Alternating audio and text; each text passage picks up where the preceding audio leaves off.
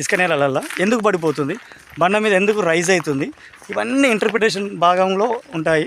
దాన్ని బేస్ చేసుకొని మీ భూమి లోపల ఎక్కడ వాటర్ ఉంది, ఇంకోటి అక్షాంశాలు రేఖాంశాలు తీసుకొని ఒక మ్యాప్ క్రియేట్ చేసిన తర్వాత ఎక్కడ ఎర్రగా ఉంది, ఎక్కడ గ్రీన్గా ఉంది, ఎక్కడ కాంబినేషన్ కలర్ ఉంది, ఎక్కడ ఎంతమంది బోర్లు వేస్తే ఫెయిల్ అయినాయి, ఇప్పుడు కొత్తగా వేసిన బోర్లలో ఎక్కడ వేయాలా వద్దా అనే విషయాలన్నీ మేము అడ్వాన్స్ టెక్నాలజీ చేస్తున్నాము.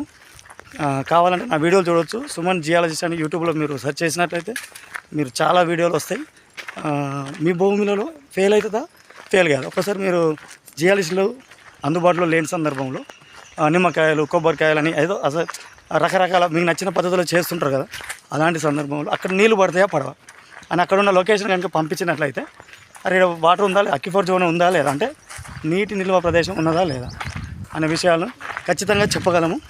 సక్సెస్ రేట్ అనేది అక్కడున్న మట్టిని బట్టి, నేలను బట్టి, అక్కడ ఉన్న రాళ్ళ సందులను బట్టి నీటి నిల్వలు వచ్చే అవకాశం ఉంటుంది. కాబట్టి సైన్స్ వైపు అడుగులేయండి రైతులారా, సైన్స్ని నమ్మండి. ఇంకెంతకాలం అశాస్త్ర పద్ధతులు ముందుకెళ్తారు. కాబట్టి సక్సెస్ అవ్వడం కోసం మేము శాయశక్తిలో పనిచేస్తున్నాం. మా దగ్గర ఉన్న టీం మెంబర్స్ మంచి ఎక్స్పీరియన్స్ కలిగి ఉన్నారు. నాకు గ్రౌండ్ వాటర్ సర్వే